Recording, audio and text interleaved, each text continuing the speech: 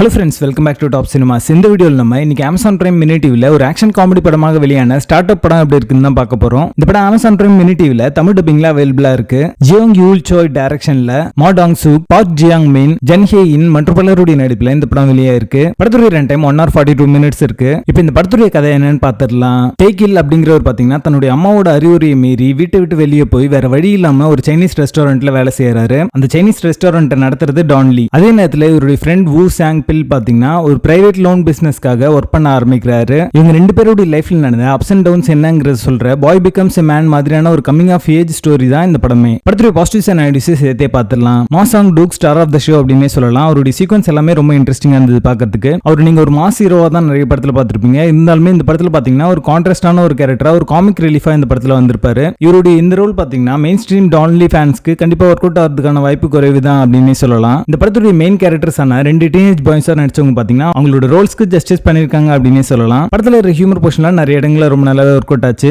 Emotional போர்ஷனும் அங்கங்க சில இடங்கள்ல ரொம்ப நல்லா ஒர்க் அவுட் ஆச்சு அப்படின்னே சொல்லலாம். படத்துல இந்த 2 மெயின் கேரக்டர்ஸும் சூஸ் பண்ற அந்த பாத் பாத்தீங்கன்னா ஒரு கான்ட்ராஸ்டான ஒரு பாத்தா இருக்கும். அதே மாதிரி கேரக்டர் ஆர்க் அண்ட் டெவலப்மெண்ட் அவங்களோட கேரக்டர்ல பெருசா இல்ல அப்படின்றதான் உண்மை. இந்த படத்துல நிறைய கேரக்டர்ஸ் காமிச்சிட்டே இருப்பாங்க. அது மட்டும் இல்லாம நரேஷனுமே ரொம்ப காம்ப்ளெக்ஸா இருக்கிறதுனால அது இந்த படத்துக்கான மைனஸா அமைஞ்சிருக்கு. படத்துடைய ஸ்டோரி பிளாட் புதுசு இல்ல. அதே மாதிரி ஸ்கிரீன் பிளேல இன்ட்ரெஸ்டிங் எலிமெண்ட்ஸ் இன்னும் ஆட் பண்ணிருந்தாங்கன்னா இந்த படம் அடுத்த லெவலுக்கு போயிருக்கும். இந்த படத்துல இருக்க காட்சிகள் சிலது பாத்தீங்கன்னா உங்களோட பொறுமையை சோதிக்கிற மாதிரி அமைஞ்சிருக்கு. படத்துடைய பேசிங் ஆவரேஜா இருக்கும். மொத்தத்துல இது ஒரு one time watchable action comedy படமாக வந்திருக்கு. படத்துல அடர்கனெக்ட் இருக்கு. இந்த படத்தை நீங்க ஃபேமிலியோட பார்க்காதீங்க. ஸ்டார்ட் அப் படத்துக்கு எங்களோட ரேட்டிங் 5.5 out of 10.